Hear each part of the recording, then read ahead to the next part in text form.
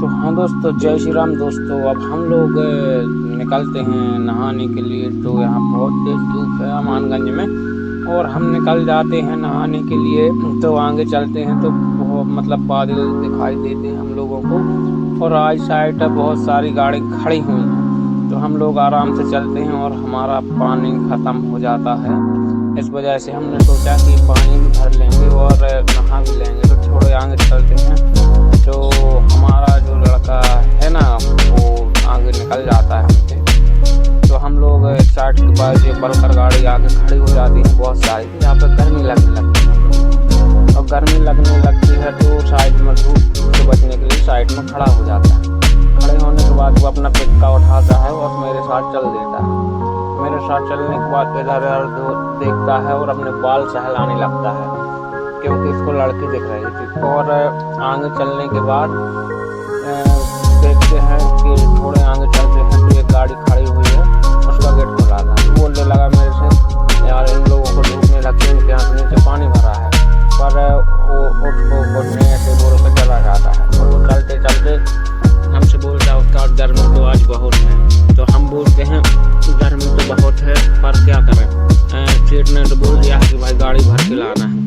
तो हम थोड़े आगे चलते हैं और इस गाड़ी के पास पहुंच जाते हैं। पहुंचने के बाद थोड़े आगे चलते चलते बादल बहुत ज़्यादा दिख रहे थे। तो जैसे अपन बाउंड्री के पास पहुंच जाते हैं और आगे चलते हैं, फिर दिखता है हम लोगों को सामने वो फैक्ट्री का एक कुटुम्बी नाइट टाइप का बना हुआ है।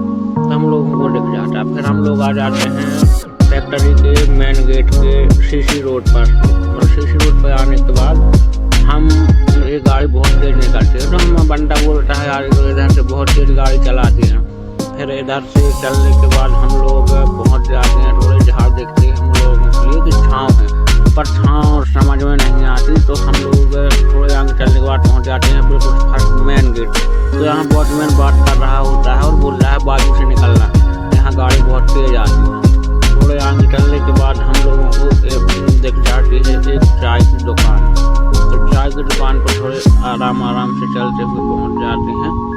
तो और हम लोग यहाँ थोड़ी रुक जाते हैं और रुकने के बाद देखते हैं तो यहाँ पे नीम का पेड़ लगा हुआ है, बढ़िया छाँव है और पलंग भी डले हुए हैं। तो पंडा बोलता है कि चाय पी लें। तो हम पहले बोलते हैं चलो चाय पी लेते हैं।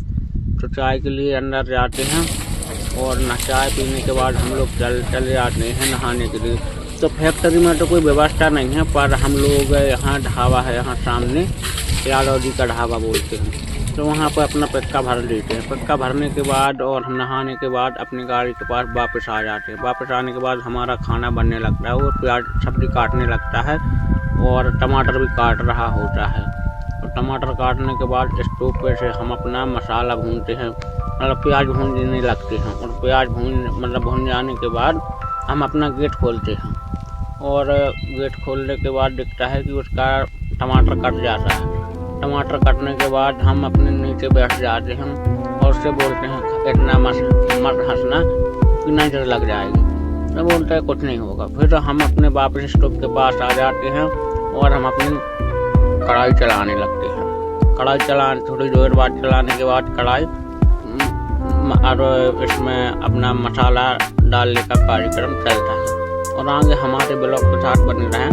और जैसे कि दिखा रहे पीछे गाड़ी वाले बोलते हैं अरे भैया क्या कर रहे हो, इतनी धूप में खाना बना रहे हो। तो जब तक हमारा मसाला हो जाता है और हम उसमें भटा डाल देते हैं। और भटा डालने के बाद हम थोड़ी देर बैठ जाते हैं छाँव में। तो थोड़ी सी छाँव है, ज़्यादा नहीं है वहाँ पर। और हम बहुत देख लेते हैं कि छाँव नहीं और हमारा स्टोव बढ़िया सब्जी का कलर आ चुका था मसाले का। तो इसमें हम अपनी बड़ी डाल देते हैं। बड़ी डालने के बाद थोड़े हिलाते रहते हैं और हिलाते हमारी बड़ी भी लाल होने लगती है, जरा लाल होने लगती है। फिर छोड़ देते हैं हमारी चम्मच को। तो बस फिर मैं अपनी गाड़ी में वापस आ जाता हूँ, पानी पीने के लिए। पानी पीने लगता हूँ और गेट मेरा खुला रहता है। तो ये गाड़ी आ जाती है, बाजू से खड़ी हो जाती है, तो हवा आना हो जाती है बंद और मैं अपनी गाड़ी के अंदर आ जाता हूँ और दोनों जना आ जाते हैं। फिर ये ड्राइवर सीट पर बैठकर कुछ बात कर रहा होता है। बोलता है उस्ताद यार गर्मी में तो बहुत परेशान है, फिर मैं फिर नीचे आ जाता हूँ और उसमें देखता हूँ कि मेरी बरी है ना जो हो चुकी होती है, और मैं उसमें टमाटर डाल देता हूँ।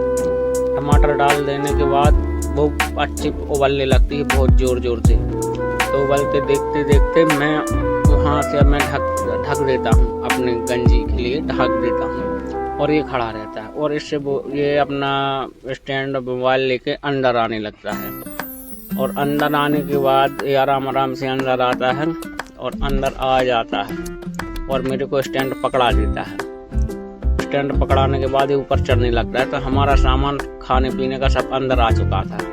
अंदर आ जाने के बाद ये सीट पर बढ़िया बैठ जाता है, तो वो गर्मी लगती है, पसीना पसीना हो जाती है। फिर ये चावल थाली में परसने लगता है, मतलब थाली में चावल रखने लगता है खाने के लिए। तो चावल रख देता है। चावल रखने के बाद इधर उधर दिखाते हुए हम लोग चावल और गंजी को एक साथ रख देते हैं। फिर ये अपनी दूसरी थाली में चावल परसने लगता है, और चावल परसने के बाद फिर 1 चम्मच 2 चम्मच लेके दिखाता है, और हमारी सब्जी में से वो सब्जी को चावल के ऊपर से डाल रहा होता है, और चावल सब्जी डाल देता है। फिर वहाँ बीड़ी माचिस पड़ी रहती है। तो मैंने उससे बोला था जी काय के लिए लाए? बोले ऐसे नहीं, कुछ लोग आ जाते हैं, तो ले आया मैं। तो फिर वो अपने सब्जी परसने के बाद दोनों थालियों में सब्जी परस देता है, और रोटी बनी हुई है अच्छी मोटी मोटी। वो तवे वाली बनाई थी, अंगार वाली रोटी। तो हमारी रोटी तो सुबह ही बन गई थी, पर चावल और सब्जी अभी बनाए थे। और मैं रोटी दिखा रहा हूँ कि 3 रोटी हैं, तो 1 रोटी खाओगे तो मतलब 1 खाओगे तो बच जाओ, 2 खाओगे तो मर ही जाओगे, क्योंकि बहुत मोटी रोटी बना हूँ मैं।